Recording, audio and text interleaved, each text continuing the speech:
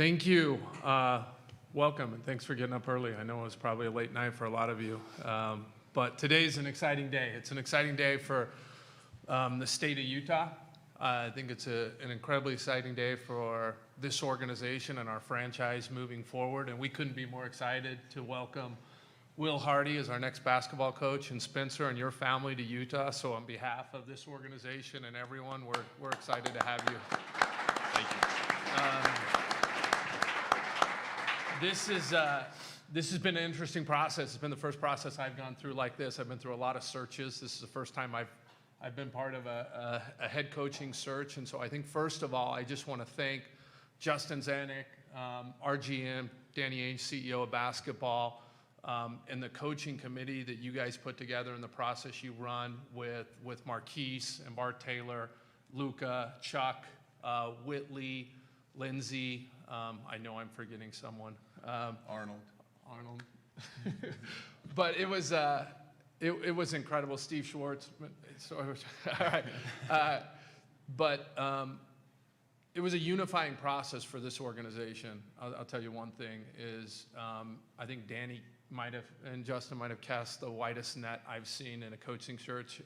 But to bring it down, we couldn't be more excited from an ownership group. I know Dwayne, myself, and where we landed, it was unanimous that as we were looking at Will and we saw everything that he stands for, the way that Will has taken advantage of absolutely every single opportunity that he's had, and found opportunities that probably weren't there. The trajectory for Will Hardy is as far as he wants to take it. We couldn't be more excited to partner with him. We're all in this together, and we're excited. So with that, I'm just going to turn it over to our CEO of basketball, Danny Ainge. So, we're excited to have Will here today, and Spencer, and Elliot and Pierce. Not here yet. We're waiting for them. But it was a fun process. I think, we set out to do three things, and one was I wanted to get to work with our staff and get to know them better, and that was a lot of fun. And then we wanted to pick the best coach that we thought was available, and we've done that. And then collectively, and then also I wanted, Will to also be introduced to that entire group also, so there would be some unity just from day one. And they're all here at the press conference, so that seems like it's working well. But the process was unique in that I've been through a couple coaching searches before, but it was just, who do you want? And go pick the guy you want, and that was it. So this was unique in that we interviewed a lot of people, and I think that the competition was pretty good. There's a lot of really good candidates out there, and I appreciate the time that they gave us. But it was a resounding success in that we found Will through this process, and that Ryan and Dwayne came in the last stages of it, and they confirmed what we had. We were prepared to go back to the board and go back to the drawing board and interview again and again and spend much more time in this process if we needed to, but it seemed like after the few stages that we went through that Will was our guy, and we couldn't be more excited. Thanks, Danny. Hello to everybody. I need to start with some thank yous first. First and foremost, my wife. A lot of sacrifices for me and our family to allow me to do what I love. And it's not lost on me that those sacrifices are as big a reason that I'm sitting here as anything that I've done. So thank you, babe. I love you. The San Antonio Spurs, the first 11 years of my career, helped me really set a foundation for who I am as a coach, helped me form habits, not only as a coach, but as a young professional. This last year at the Boston Celtics, an incredible opportunity for me and my family, maybe the biggest year of growth of my life. And Ime and the players there were so good to me, and though I wasn't there long, those relationships will be with me forever. And then that's led me here. I want to thank Ryan, Danny, Justin, and the organization for entrusting me with this great responsibility. It's an amazing opportunity, and it's not one that I take lightly. And I look forward to our partnership and growing together as we move forward. My time in San Antonio and Boston really helped formulate for me what's important to me as a coach. And as we move into this next chapter here in Utah, I want our team to represent toughness, sacrifice, and passion. I think that those values are very reflective of this organization, but also they're values that the state of Utah and our incredible fan base can feel deeply connected to and very, very proud of. So for myself, my wife, and our 2 little girls, we're really excited about joining this community. And thank you for welcoming us with open arms. And it's time to get to work. Thank you. We're going to open up for questions. We have mics on both sides of the room. If you have one, please raise your hand.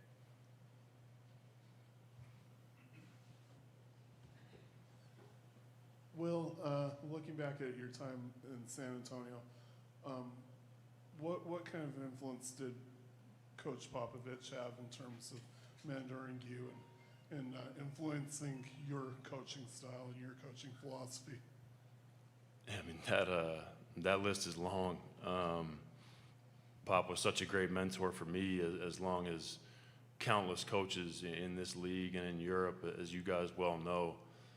But when I think of Pop and the things that I took from him, you know, first and foremost, he always made it about the people first.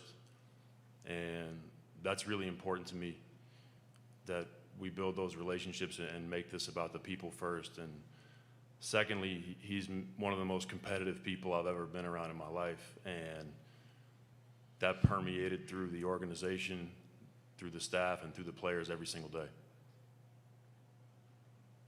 Coach Ben Anderson from KSL Sports. Where do you start? I mean, do you go back and watch every game from last season? What does this process look like for you? I think right now it's about the relationships. It was really important to me and my family to get out here as quickly as possible and start to build those relationships, not just with our players, but with our staff. I think for me to be an effective leader, I have to have that personal capital built up with everybody. And so my goal these first couple months is to really hope that everybody here, you guys included, get to know me as a person before you get to know me as a coach. I think that'll only strengthen the relationships, and then down the road, that's going to help us all be honest with each other.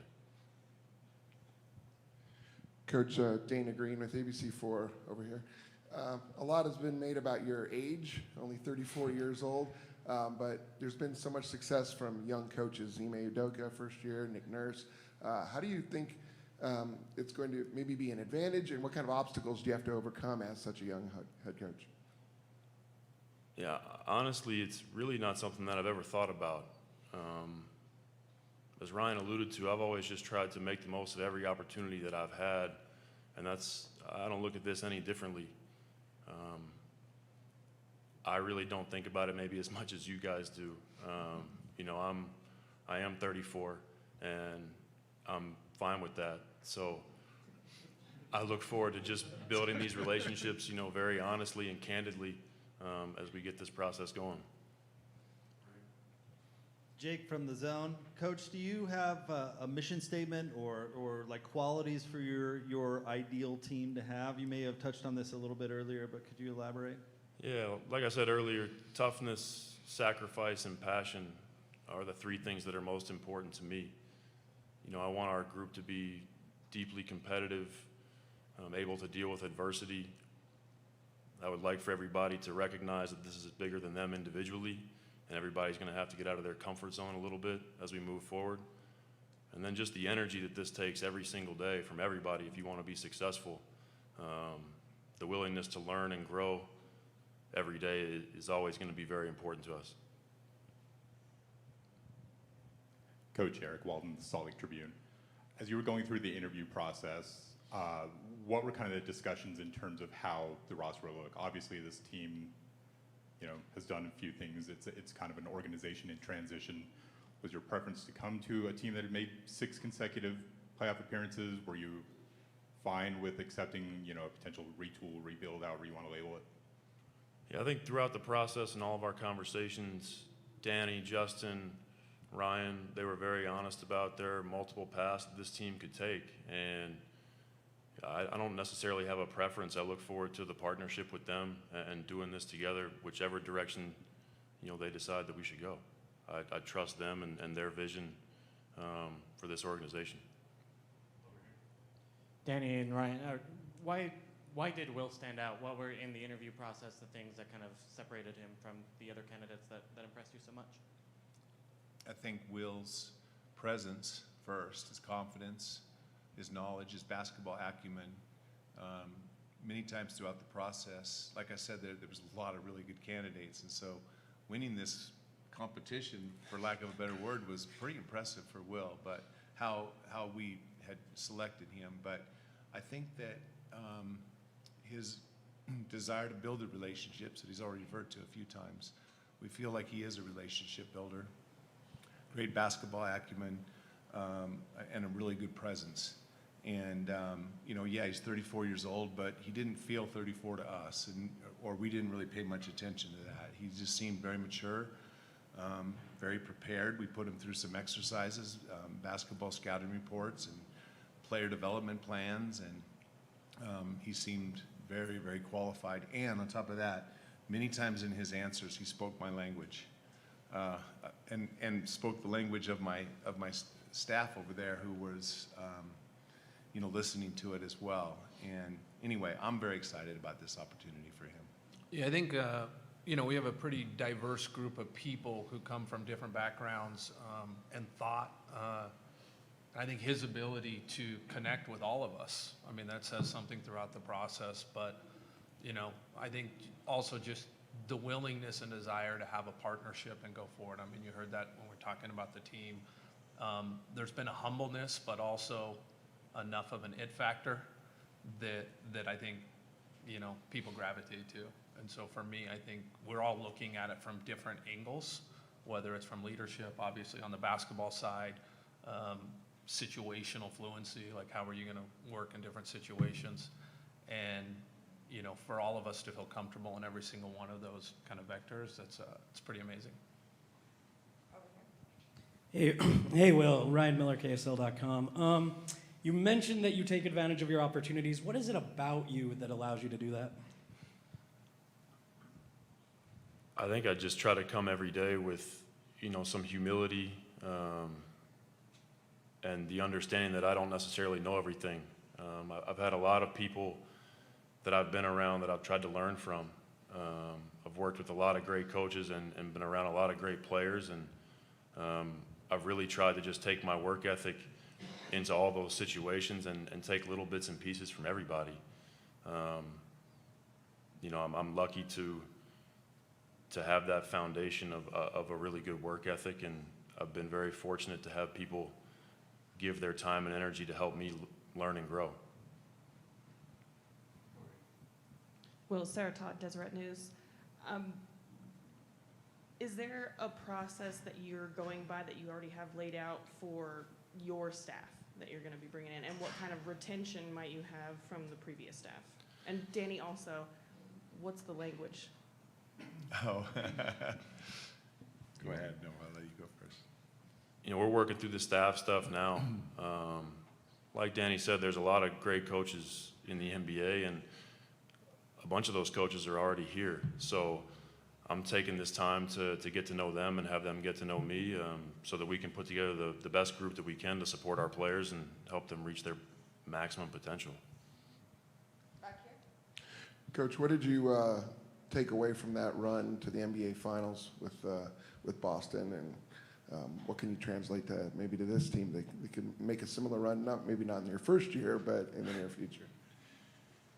Yeah, I think we were lucky. We had a team that really came together. We battled through adversity. We talked about the toughness piece and being able to deal with adversity. And the beginning of our season last year was riddled with it, whether it was COVID or injuries. We had a lot of things that maybe didn't necessarily go our way, but nobody pointed fingers. Nobody tried to put the blame on anybody else. Everybody just continued to take their little bit of responsibility every single day. And then we were fortunate. We got some good health and some good play, and the belief started to grow. So I think the biggest thing I learned last year is that resiliency as you move through a season. Sometimes it's never as bad as it feels. And I thought our group last year really, really resembled that and, stuck to it every single day. Hey, Coach, Sam Farnes with KSL Sports. Danny and Ryan talked about at the beginning of this process that they're willing to be patient and want to make sure they got it right. How much patience is there now that you're here to develop a team that can perennially contend and get into that playoff picture every year? Yeah, I don't really think of it that way. I just kind of look at what we need to do right now. And like I said, the first steps are developing those relationships with the staff and the players, as we head towards training camp in a couple of months. I don't want us to get ahead of ourselves as a team. It's going to be a process as, I am a new coach, and they're going to have to get to know me, and I'm going to have to get to know them. So I think we just start there and keep working at it every single day. Coach, have you had any contact with any current players on the roster, and what have those communications been like? Yeah, I have. I've spoken to a lot of the guys that are on the roster currently. Was fortunate to see Donovan. He and I have a pre-existing relationship from the 2019 World Cup with Team USA, so it was great to kind of pick up where we left off. Obviously, things have changed a little bit for both of us since then. So, I've spoken to all the guys. They're all very excited and receptive, and my message to them really has been the same thing that I'm telling you guys. Like, I want them to get to know me as a person before they get to know me as a coach. And it's important for me to get to know them in the same way. So, some of the guys are out here for the Utah Summer League. There will be more that'll be in Vegas for Summer League. So I look forward to just spending as much time with them as I can. Hey, Ryan, this is for you. Obviously, this isn't Will's first time in Salt Lake City, with Jim Olson. Question, did he mention that to you in his interview at all? I don't think so. No. I think he did. This came from a surprise. Like someone who was shooting a bunch of camera stuff came to me at some point and said, "Hey, you got to check this out." And I heard about that, but I think that's a pretty funny story. Life comes full circle. Yeah, it does. For sure. We're just glad he didn't turn to baseball this time here. Become a baseball coach.